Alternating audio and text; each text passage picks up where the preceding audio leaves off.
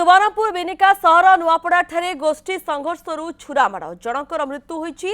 मृतक हेले नुआपड़ार सोमनाथ मेहर अन्य दुई जन मध्य गुरुतर आहत होइछन्ति। सेमानकु प्रथमे बिनिका और परे बुर्ला बड़ डाक्तरखाना को स्थानांतर करा जायछि। तबे सामान्य बचसारू एभली छुरामाड़ होइतिबा जणा पड़िछे। पुलिस जनकु अटक रखी तदंत चलाइछे।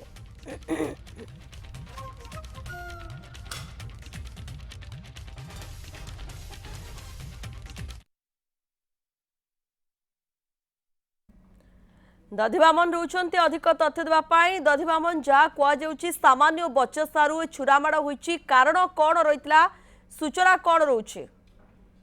देखो प्रियंका ये घटनाटी गतकाली विलंबित रात्रि समय क्यों कारण दुर्घटना जो क्यों कारण भितर जो बचसा होईछि ताहा वर्तमान पर्यंत जना पड़ी नहीं, किंतु प्राथमिक तदंतर जहाँ जना जाउछि समाने एका संगरे थिले किछि व्यक्ति आ समाने जो बिनिका सहरर जो नुआपड़ा रही सही स्थान रे किछि व्यक्ति माने कथबार्ता होउतिले, समाने निशासक्त अवस्था रही कि भोजी भात करते कि मद्यपान करते ताहा मध्य जना पड़ी नहीं, किंतु तांको निज निज भितर जेते बेले कथा कटाकटी होला तापर शेषरे उग्र रूप नेला समाने सेते बेले जो छुरा मार करतिले आ जण व्यक्ति को छुरा मार करतिले जो सोमनाथ मेहर बोली से मृत्यु हो जाइछि। से वर्तमान तांकर मृतदेह को बिनिका डाक्तरखाना रखा जाइछि। आउ दुई जण सेमानंक भितरु दुई जनक अवस्था जेहेतु गुरुतर रही बिनिका डाक्तरखाना प्राथमिक चिकित्सा कर बुर्ला डाक्तरखाना को स्थानांतर कर जाइछि।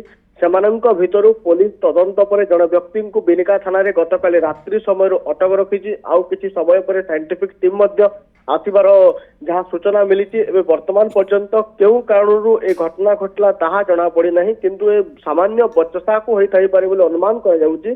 किछि व्यक्तिंक भितरे गंडगोल होईछि। समाने गतकाली विलंबित रात्रि समय नुआपड़ार जो ओमेन्स कॉलेज पाख एक पोखरी निकट रे समस्त एक गोटे रुंड होइतिले। सही स्थान रे केउ कारण गोटे गाँव की समस्त बिनिका सहरर बोली जना पड़ी। आउ जे मृत्यु मध्य होइछन्ति से बिनिका सहरर दुई जण गुरुतर रहितवा व्यक्ति मध्य बिनिका सहरर आउ जहाँ को अटक मध्य रखाइछि से भी बिनिका सहरर। तबे एबे कथा होतुछि केउ कारण नै समाने एते बड़ कांड निभाइले आउ तांका पाखकु जो माने केउ प्रकार व्यक्ति होइतिले केउ उद्देश्य ने निज पाखरे जो छुरी रखितिले ताहा मध्य जना पड़ी नहीं, किंतु पुलिस तदंत करूछि। घटनास्थल रे एबे विभिन्न रक्त छिटा मध्य पड़िछि। आउ जो स्थान रे घटना घटिछि पाखापाखि 100 रु 200 मीटर पर्यंत रक्त छिटा पड़ी रही मौसुमी। तेबे परिवार लोकों को पचरा उचरा किछ करा गलानी दधिवामन? देखो परिवार लोकों जेतेबेला आमे प्रतिक्रिया नेबा पय आमे चेष्टा करथिलु। एबे परिवार लोकों परिस्थिति किपर रहितबो अनुमान करि पारतबे। किछि समय परे तांको प्रतिक्रिया मध्ये नेमु समान शेष पर समय रे कहा सह कथा होइतिले केउ कोन कहि से घरु जाइतिले आउ से तांकर जो जे मृत्यु होइचन्ते नुआपड़ार सोमनाथ मेहर तांको घर से जो घटनास्थल रु मात्र 50 रु 100 मीटर हबो। तेबे ए पर्यंत जना पड़ी नहीं प्रकृत घटना कोन जेहेतु अटक रखिछि बिनिका पुलिस जन व्यक्ति को तांको पचरा उचरा करूछि। आउ किछि समय पर जना पड़िबो। आउ एक सूचना जानबा को चाहबो दधिवामन ए घटना घटिबा परे स्थानीय अंचल लोकमानकर प्रतिक्रिया कोन रहउछे? स्थानीय लोकों प्रतिक्रिया देखो गतकाली जेहेतु विलंबित रात्रि समय घटना समस्ते कहीं मध्य देखी ना, किंतु जेते बेले स्थानीय लोके हो हल्ला हबार देखबो जानिबा परे बाहर को आसितिले। बाहर को आसबार पुलिस को मध्य खबर दा गईतिला।